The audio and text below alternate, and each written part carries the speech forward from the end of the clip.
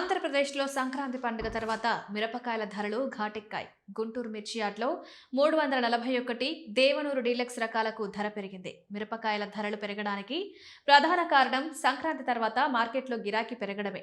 ముఖ్యంగా కారం ఎక్కువగా ఉండే మిరపకాయలకు రైతులు మంచి ధరలు ఆశిస్తున్నారు.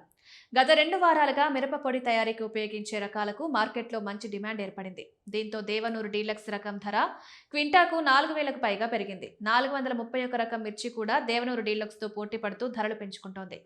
334, నంబర్ 5, సూపర్ 10, 335 బ్యాగడి వంటి ఇతర రకాల మిరపకాయలు కూడా మంచి ధరలు లభిస్తున్నాయి. ఈ ధరల పెరుగుదల మిరప రైతులకు కొంత ఊరటనిస్తోంది.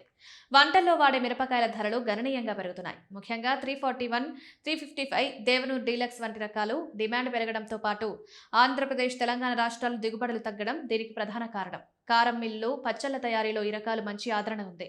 గత నెల రోజులుగా గుంటూరు మిర్చి యార్డుకు కారం కోసం ఉపయోగించే మిరపకాయల సరఫరా బాగా తగ్గిపోయింది. దీంతో దేవనూరు డీలక్స్ మిరపకాయల ధరలు ఆకాశాన్ని అంటున్నాయి. జనవరి 6న క్వింటా 20,500 రూపాయలు పలికిన ఈ మిరపకాయల ధరలు క్రమంగా పెరుగుతూ 23,000కు చేరింది.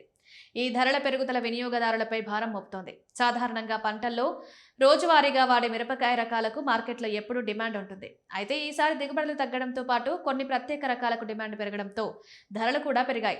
గుంటూరు మిర్చి యార్డ్లో కారం రకాల మిరపకాయల సరఫరా తగ్గడంతో ధరలు పెరుగుతున్నాయి. కర్ణాటకలో పంట దిగుబడులు తగ్గడం, స్థానికంగానే కొనుగోలు జరగడం దీనికి ప్రధాన కారణాలు. పచ్చళ్ళ తయారు చేసేవారు, కారం మిల్లుల వ్యాపారులు, కారం స్టోర్ చేసేవాళ్లు పోటీ పడడంతో మార్కెట్ పుంజుకుంటోంది. సంక్రాంతి పండుగ తర్వాత కూడా ఆశించినంత సరుకు రాకపోవడంతో ధరలు మరింతగా పెరిగాయి. సోమవారం గుంటూరు యార్డుకు 53,000 టిక్కీలు వచ్చినా సెలవుల ముందుతో పోలిస్తే సరుకు రాక గణనీయంగా తగ్గింది. తేజ రకం మిరపకాయల ధరలు కూడా పెరుగుతున్నాయి. ఇతర వ్యాపారాల్లో ఉన్న కొంతమంది ఈ డిమాండ్ను క్యాష్ చేసుకుంటున్నారు. వారంతా మిర్చి వ్యాపారంపై దృష్టి సారించడంతో ధరలు మరింతగా పెరుగుతున్నాయి. మొత్తం మీద మిర్చికి ధరలు పెరగడంతో రైతులు ఆనందంలో ఉన్నారు.